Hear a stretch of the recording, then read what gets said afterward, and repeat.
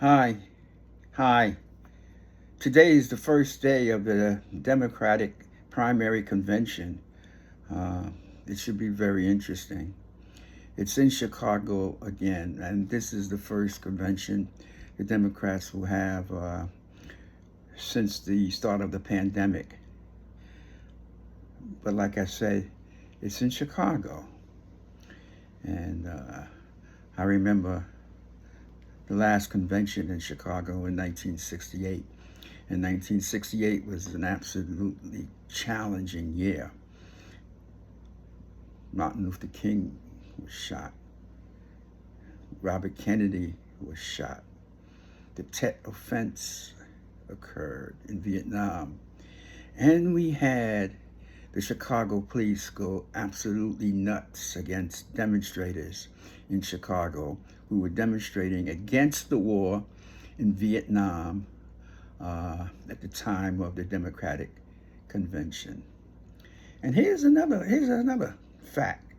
In 1968, at the time of the Democratic Convention, President Johnson said a few months earlier that he was not going to run again. And they selected Hubert Humphrey without really having a primary. And of course, we know the history. He got totally destroyed. But similarities between then and today, where President Johnson stepped down and said he was not going to run. Same thing with Biden today. And there will be demonstrators out there, young folks, old folks, progressives, labor organizers, all types of people. And this time, it's not against the war in Vietnam. It's against the issue of genocide, Gaza, and Israel. And it's very interesting, the police department of Chicago was not going to issue these demonstrators a permit to have these rallies and demonstration. And the mayor, who happened to be pretty liberal and progressive, who happened to be a part of the demonstrations in 1968, the brother said, no, I'm going to help you get the permits. And they did. I just hope that these demonstrations are peaceful, and I hope there's control of the police, that they don't overreact like they did in 1968. If you were there, you know exactly what I'm talking about. Or if you watched it on television, you know exactly what I'm talking about. And if you don't, look for a YouTube video on it. Well, let's hope this goes across. It's so important that the Democrats make a strong statement about their position on crimes against humanity being committed by the state of Israel, their position on the Palestine people and Gaza. And I hope they include that in their platform. Outside of that, this is an exciting convention. Sometimes we don't necessarily realize that history is being made as we watch it, as we participate in it. You're having your first serious female candidate for presidents who have a really good chance outside of Hillary Clinton of making it. And she's ethnically speaking, African American and Indian, Asian. And all this argument of whether she's more one or the other, or she identifies with one or the other, that's all other people's arguments. They don't understand multiculturalism and ethnicity. You don't put that argument over to a Tiger Woods.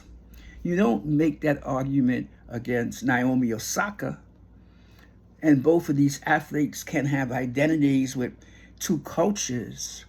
The thing about America, the thing about blacks in America, is that we have mixed with so many different people. If you look at our DNA, mix.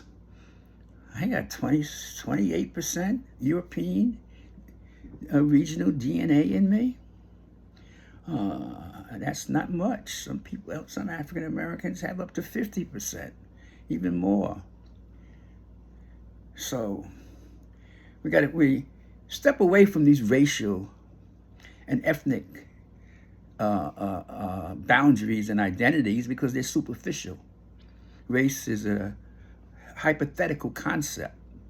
It's a fairly new concept to humans. The last 300 years, 400 years, people didn't talk about folks about race. They talk about people from their geographical area. And it tells you absolutely nothing. It's only good for dividing. And this thing of, country and nationalism is shrinking. Corporate America is international. They can give two craps about this idea of nations and nationhood. They're concerned with one thing, profit. And we need to be concerned with one thing, the survival of the human race. And we need to step outside of these limited definitions of self and others. Culture is what you do, not who you are. You're not your culture. You're influenced by many things. You come into this world with no cultural identity. And depending on what group you're brought up in, hey, you learn, you adapt, you internalize. And we need to learn, adapt, internalize a much global perspective as citizens of the world.